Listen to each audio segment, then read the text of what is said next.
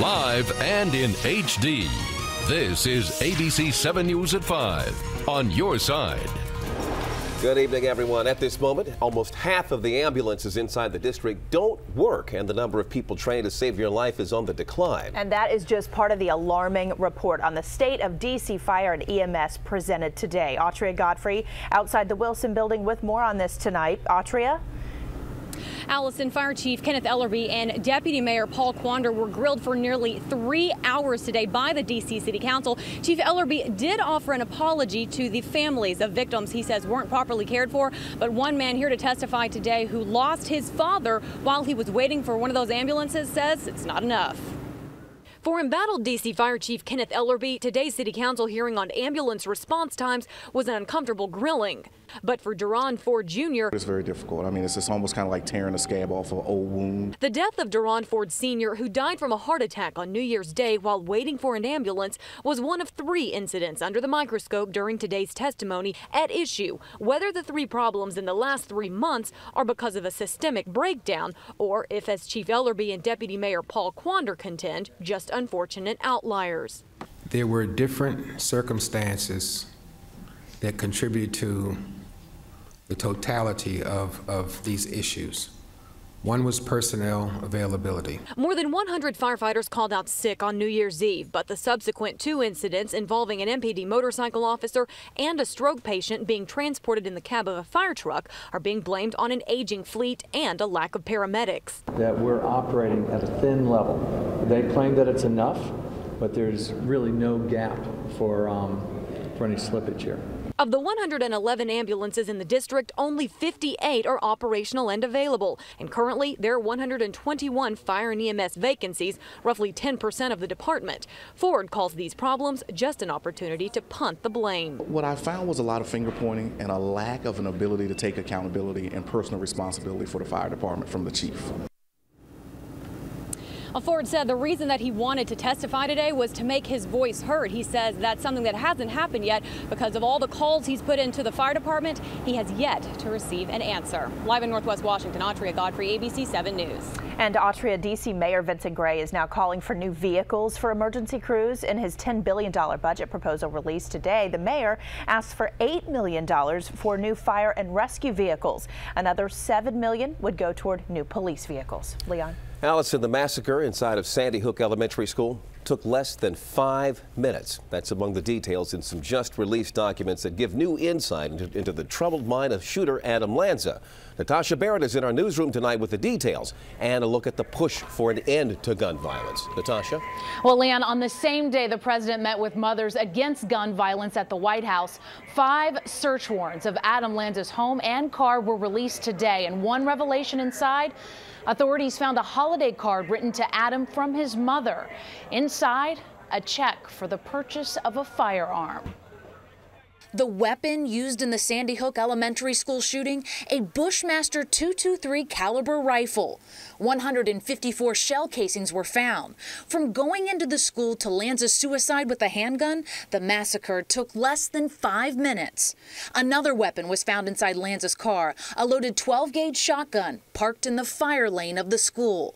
A search warrant also shows investigators found more than 1,400 rounds of ammunition at Adam Lanza's house. Inside his bedroom, a gun safe, a shoebox with bullets, and swords.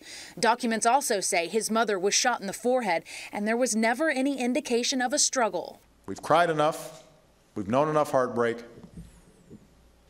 What we're proposing is not radical. It's not taking away anybody's gun rights. President Obama took to the East Room of the White House today, urging Congress to pass new gun legislation. Standing side by side with victims of gun violence, Obama reminded the world about Newtown. And the entire country was shocked. And the entire country pledged we would do something about it, and this time would be different. Shame on us if we've forgotten. The president's push comes on the heels of a new ad campaign launched by a group called Mayors Against Illegal Guns. Don't let the memory of Newtown fade without doing something real. Also found in that house, Lanza's house, was a certificate indicating that Adam was a member of the National Rifle Association. Now, the NRA has said in the past that Lanza and his mother were not members. Relatives of those Newtown victims were briefed about these documents before they were released.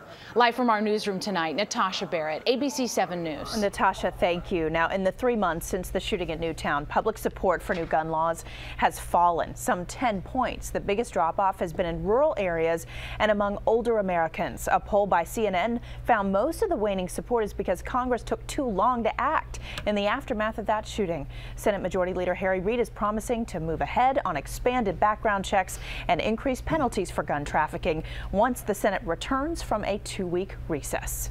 With the outcry for more gun control in the background, a program is taking root in Tucson, Arizona to give away shotguns.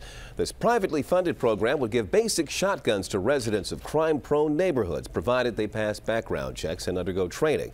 It's based on a similar program that was launched in Houston. Allison. All right, well, after another cold, gray day, there may finally be a light at the end of the tunnel. Chief Meteorologist Doug Hill joins us with a first look at the forecast. Hi, Doug. Tell us about it. Hi, Allison. Yeah, we have a process underway. We're going to get a little bit better tomorrow, a lot better on the weather on Saturday and Sunday. Easter Sunday is going to start falling apart on us. But first things first, well north of the Belford Furniture Weather Center is the town of Mount Airy, Maryland, up to Summit Ridge. Put their HD weather camera in time-lapse mode through the day. And like most areas, we had the sun and the clouds, a couple sprinkles, and so it goes. At least tomorrow will be a little more sunshine. Still a few sprinkles, Front Royal, south through Warrenton, Culpeper, Fredericksburg. A few sprinkles there. Temperatures very chilly, only in the 40s, 49 in Washington.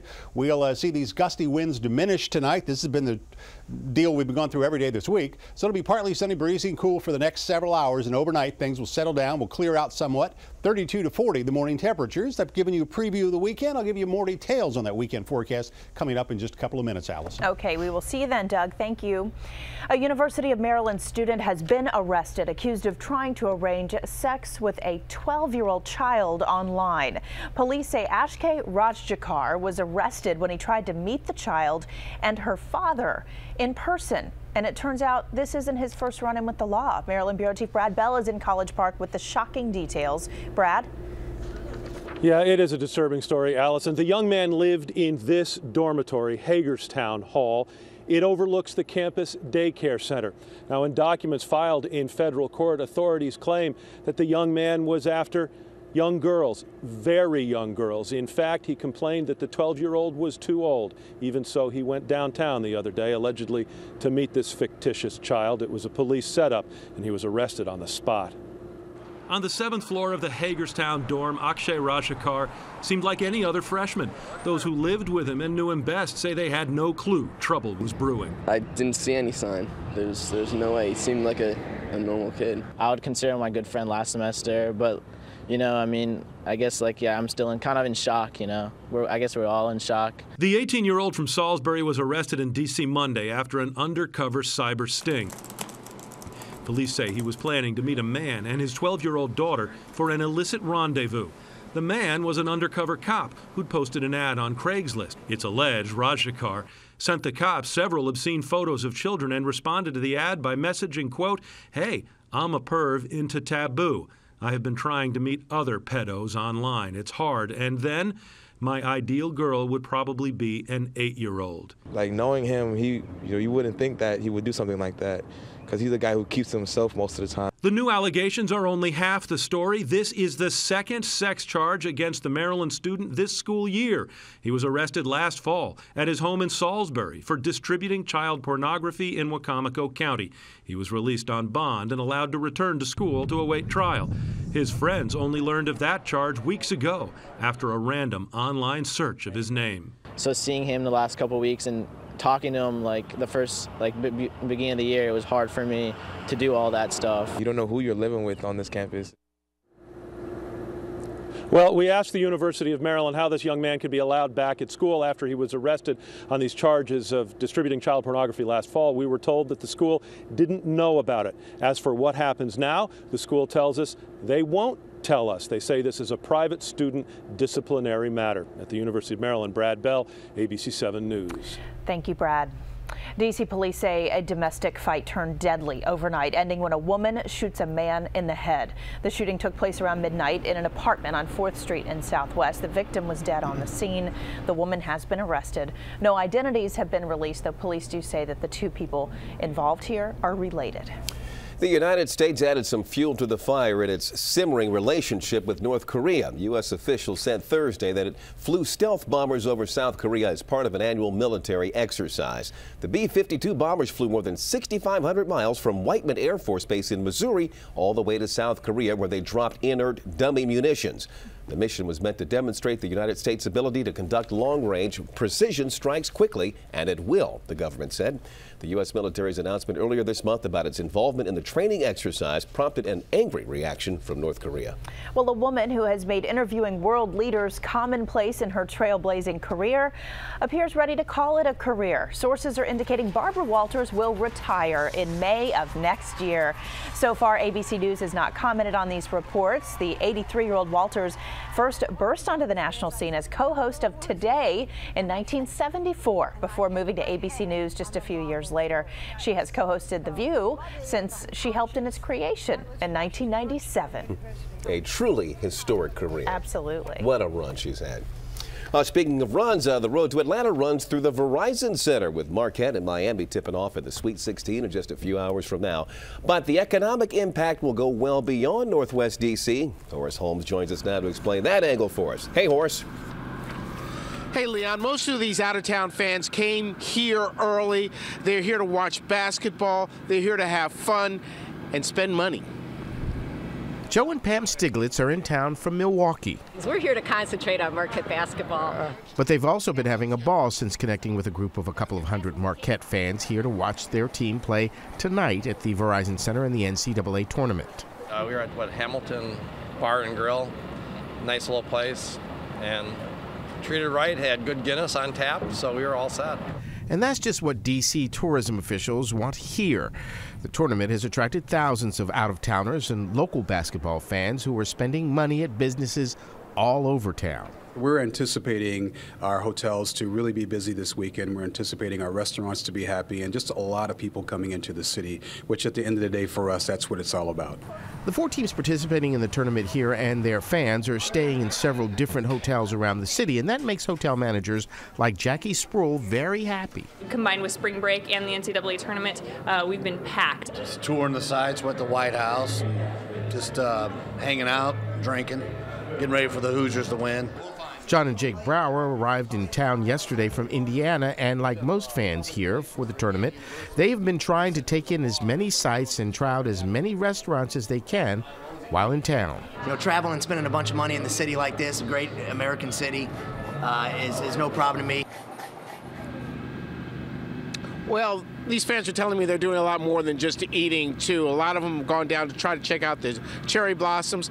They will say they will check out the Cherry Blossom Festival. There's a kite festival Saturday. There's a beer convention in town, so a lot for them to do, a lot of places for them to spend their money, and D.C. officials are just ecstatic about that. Reporting live downtown, Horace Holmes, ABC 7 News. All right, thanks, Horace. They picked a good week to fly kites here, that's for sure. Yeah.